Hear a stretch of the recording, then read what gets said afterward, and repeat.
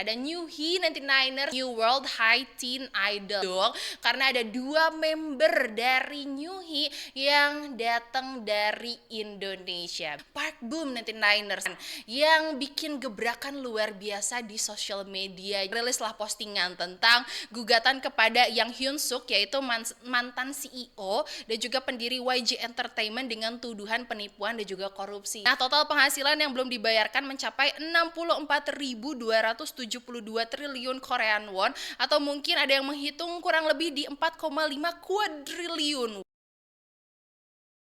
Annyeong 99ers, balik lagi di Gangnam Iyagi barengan sama Mayang Dira.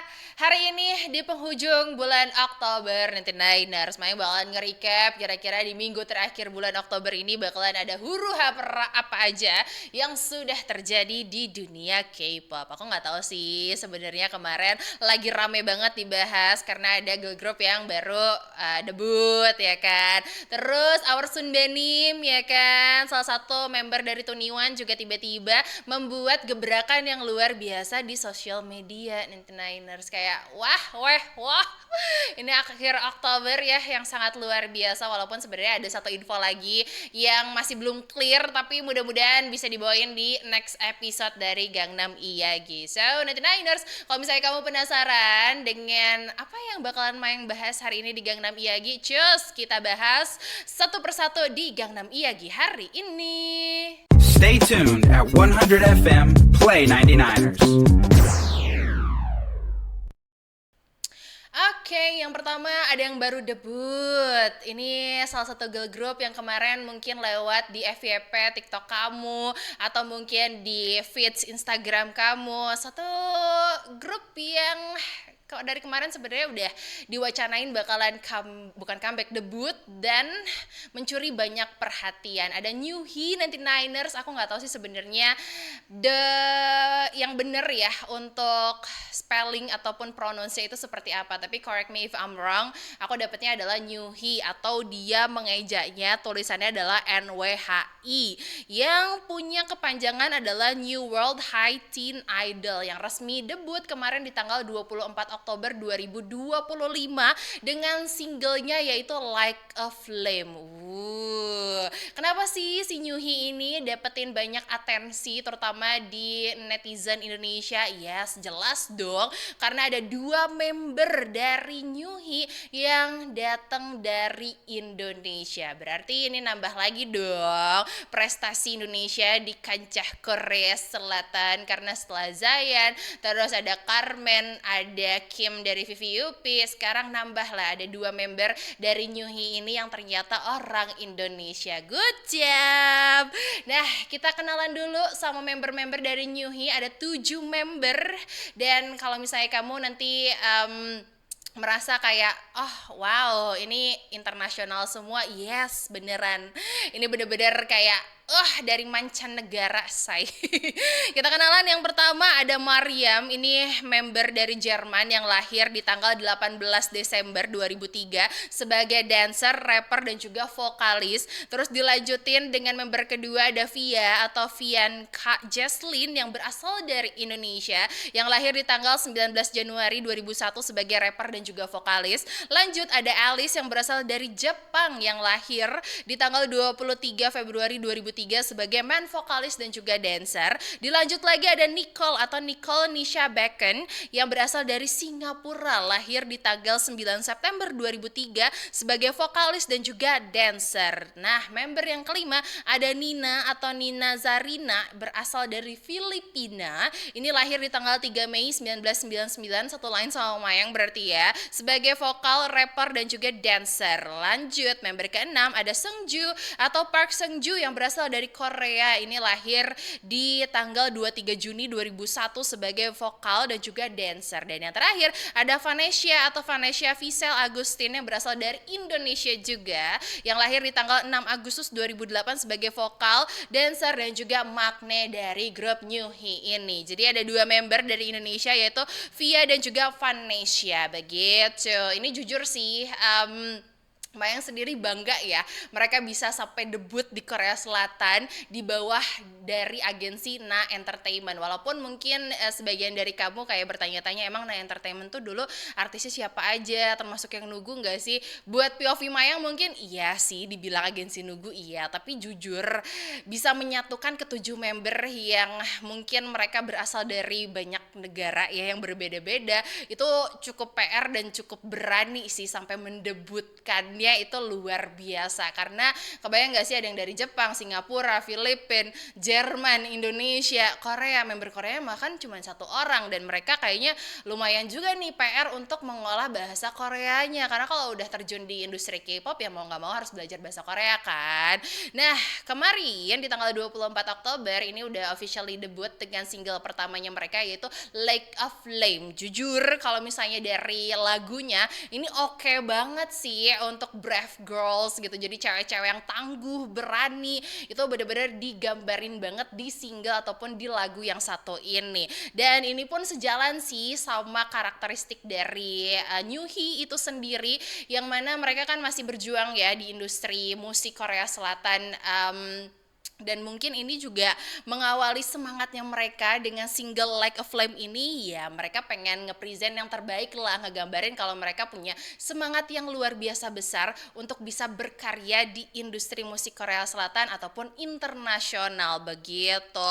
Nah lirik Like a Flame sendiri sebenarnya ngasih harapan nih gitu, supaya kita tidak takut untuk bermimpi. Jadi kalau misalnya kamu punya mimpi ya mimpilah setinggi-tingginya. Kalau misalnya kamu pengen jadi idol K-pop, ya nggak apa-apa, kita mimpi dulu, kesapainya ya mungkin kapan-kapan begitu kan ya. Tapi sayang nih 99ers, dengan kemarin mereka debut gitu kan, tetaplah ya ada pro dan juga kontra dari netizen Korea Selatan, Indonesia ataupun internasional ya. Kenapa sih pro dan juga kontranya? Dari segi pro, mereka cukup berani sih untuk debut ya di tengah generasi 5 ini berarti.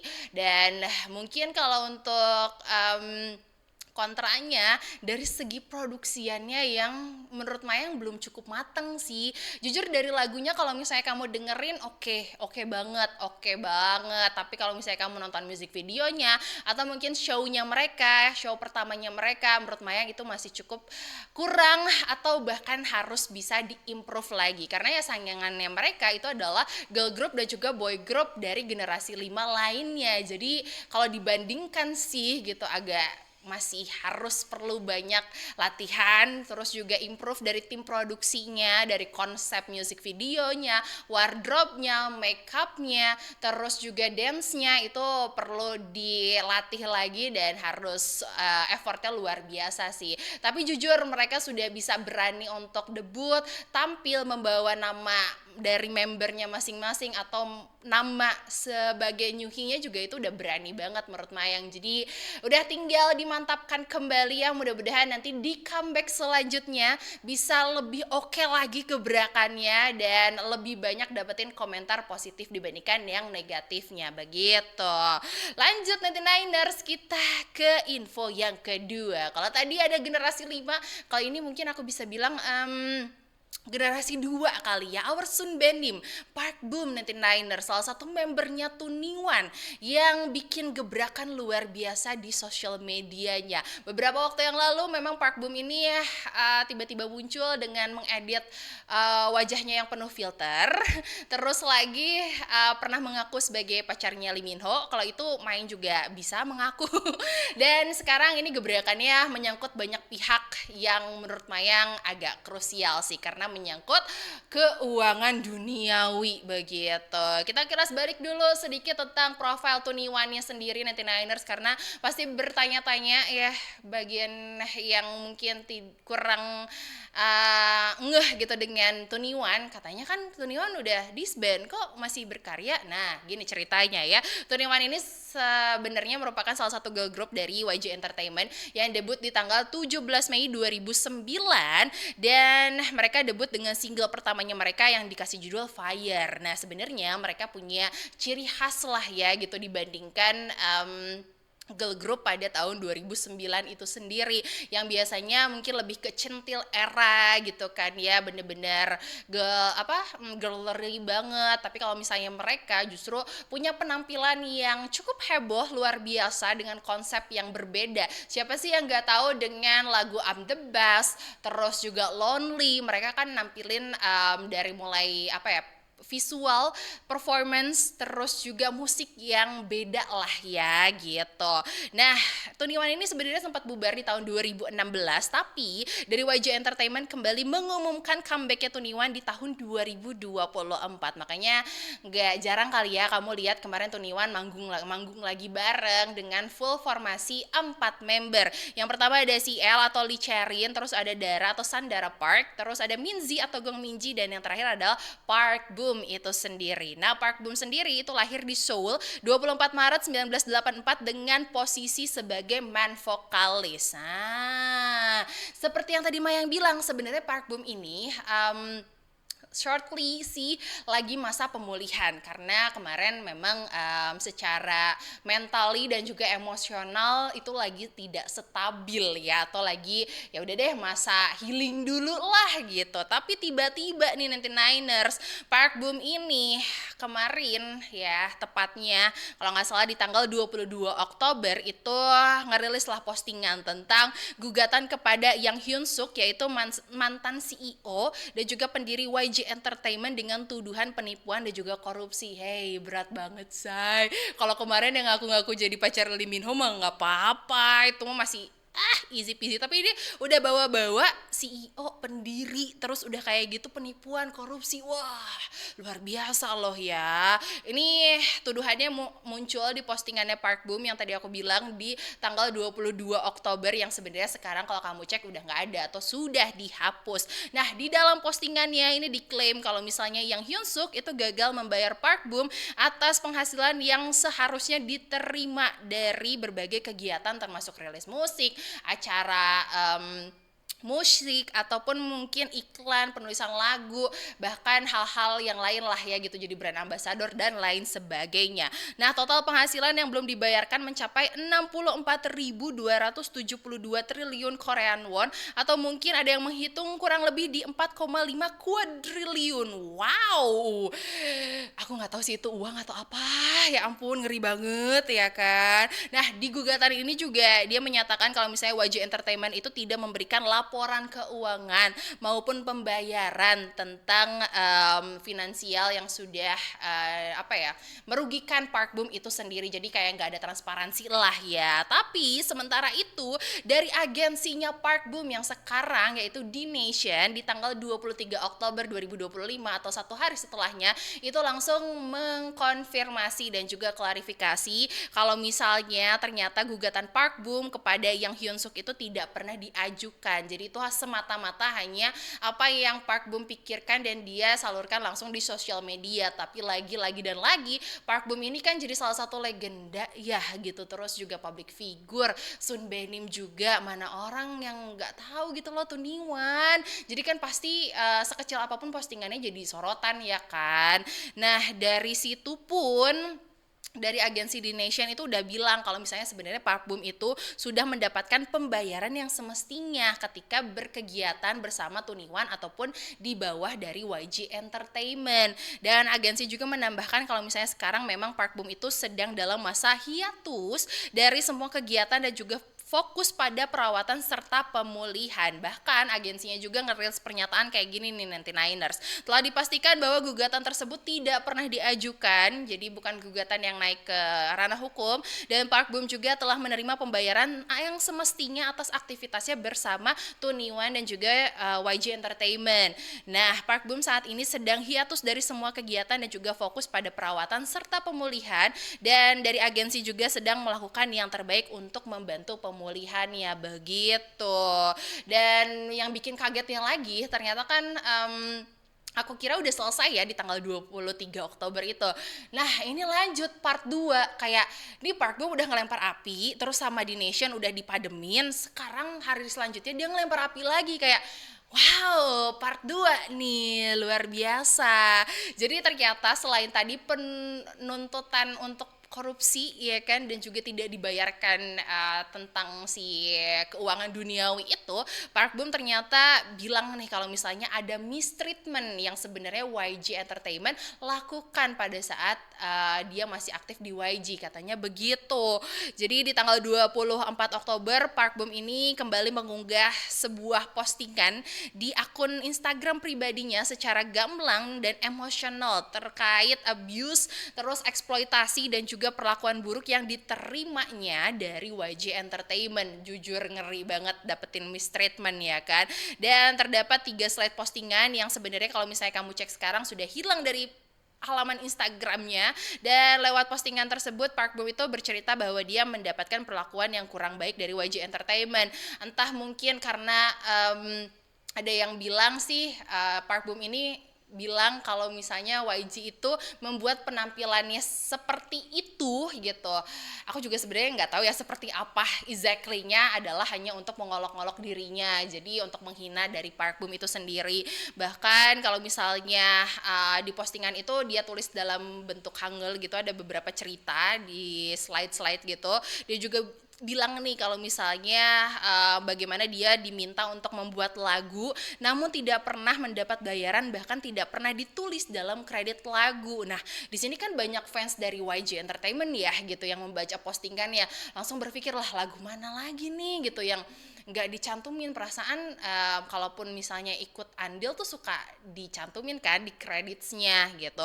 Nah, sampailah Park Bom juga bilang nih kalau misalnya dia sampai kehilangan 4.200 kesempatan komersial untuk dirinya yang diberikan kepada orang lain. Kebayangkan kayak ini 4.200 itu tawaran apa aja ya, manggung, TV show, terus konten YouTube kah gitu, atau jadi brand ambassador dan lain sebagainya. Akhirnya netizen lah yang ngitung kan, karena banyak banget. Tapi tenang aja, di hari yang sama di tanggal 24 Oktober juga dari agensinya Park Bom yaitu The Nation itu langsung membuat klarifikasi permintaan maaf lagi-lagi dan lagi terhadap postingan yang sudah dibagikan sama Park Bom, karena katanya kalau misalnya postingan tersebut gitu ya itu tidak sama sekali tidak terjadi dan berbeda dari fakta yang akhirnya menyebabkan permasalahan yang tidak perlu begitu. Jadi sebenarnya hal-hal yang dituliskan sama Park Bom tuh ya in real life nggak terjadi katanya gitu. Dan dalam klarifikasinya lagi, The Nation juga mengatakan bahwa sekarang ini Park Bom sedang dalam kondisi emosional yang tidak stabil dan kesulitan untuk berkomunikasi. Maka lewat klarifikasinya juga nih The Nation itu meminta untuk tidak membagikan unggahan yang tadi Park Bom udah upload kan pasti banyak banget yang nge-save terus nge-capture dan juga di-share kemana-mana lagi. Nah dari The Nation tuh memohon dengan sangat untuk tidak menyebarluaskan lagi karena takutnya nanti beritanya menyebar dan menambah spekulasi yang tidak diinginkan karena semua hal yang dikatakannya itu tidak betul katanya begitu. Bahkan The Nation juga menutup klarifikasinya dengan menyampaikan bahwa perusahaan akan membantu Park Bom untuk pulih sesegera mungkin dan kembali dalam kondisi yang lebih baik. Yes, itu adalah hal yang paling penting di mana Park Bom harus sembuh dulu secara physically dan juga emotional ya, supaya nanti bisa ketemu sama fansnya lagi. Jujur kangen banget dengan Park Bom yang dulu ya, kalau dari versi Mayang pribadi kayak hebohnya dia, penampilannya dia, suaranya dia yang bagus banget gitu, itu pasti dinanti-nanti, apalagi memang kalau kamu emang fansnya Tuniwan begitu. Jadi mungkin harusnya untuk Park Bom ya dinikmati dulu masa hiatusnya, terus juga pengobatannya juga diselesaikan secara intensif, dan kalau misalnya perlu untuk close dari sosmed dia di close dulu sih gitu, karena dirasa mungkin banyak hal yang menekan mentalnya atau mungkin membuat emosinya jadi nggak stabil, yang mendingan dijauhkan terlebih dahulu, dinikmati dulu sampai nanti siap baru deh meluncur begitu ke dunia K-pop lagi. Dan buat Nyuhi ya, congratulations atas debutnya, semoga makin bersinar ya, dan ditunggu gebrakan-gebrakan selanjutnya, mungkin di karya-karya selanjutnya, di comeback selanjutnya boleh banget dong. Tapi jangan lupa ya nanti mampir kemana, ke Indonesia begitu.